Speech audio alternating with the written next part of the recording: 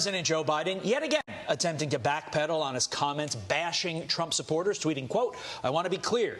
Not every congressional Republican is a MAGA Republican. I know because I've been able to work with these mainstream Republicans. But an extreme set of MAGA Republicans in Congress have chosen to take us backwards. Together, we can choose a different path." I'm confused. Hopefully, Congresswoman Nancy Mace can help explain this, because the president keeps on attacking Republicans, full-throated attacks, and then he's walking it back. How do you feel about this messaging strategy?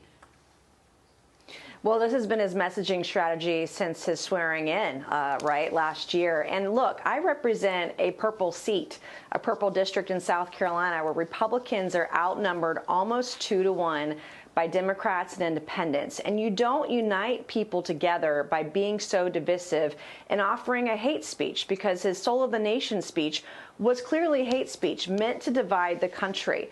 And we should be bringing everybody together. And as a fiscal conservative, I have a great record of working with the other side, working with Democrats and people from all walks of life to deliver results for the people that I serve in the state that I represent. And that's what we should be focused on. Rather than dividing everyone, we should be trying to work together where we have at least a little bit of agreement. Well, it's not just Joe Biden.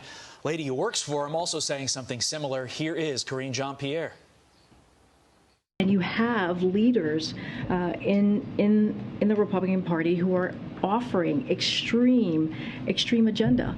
And so that's what he means. Also talking in what I just laid out and not condemning violence when there's violence out there.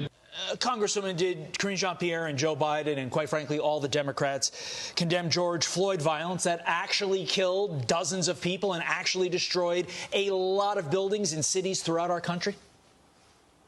Right. Every accusation is a projection. Everything they're accusing the right of, the left has done or is doing or has been doing, including denying the 2016 election. And there has been political violence. We've seen it, as you all know and have reported on. I had someone trespass on my property last year and spray paint my house. I mean, this stuff is happening. We had someone show up on the steps of a Supreme Court justice, armed and dangerous, ready to kill.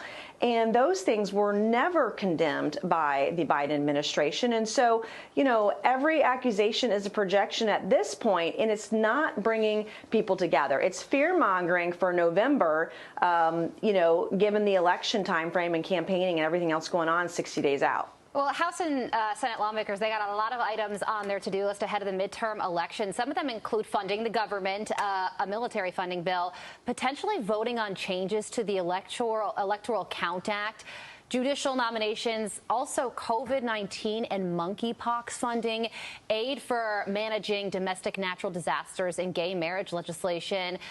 Congresswoman, how do you feel about that list of priorities? And is anything they're going to pass?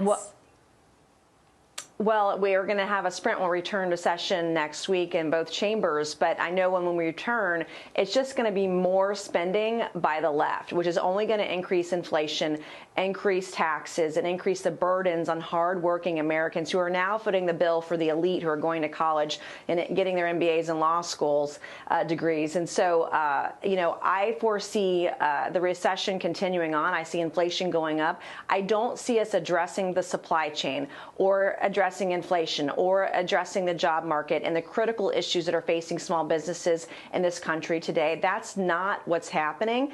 It's an election year, and it's all going to be about sound bites, tweets, and what interviews can they get on next. That's all it's about right now. And that's why the American people dislike Congress, but not you, Congresswoman Nancy Mace. The American people do like you, and we thank you for joining us this morning. Thank you, Congresswoman. Thank you.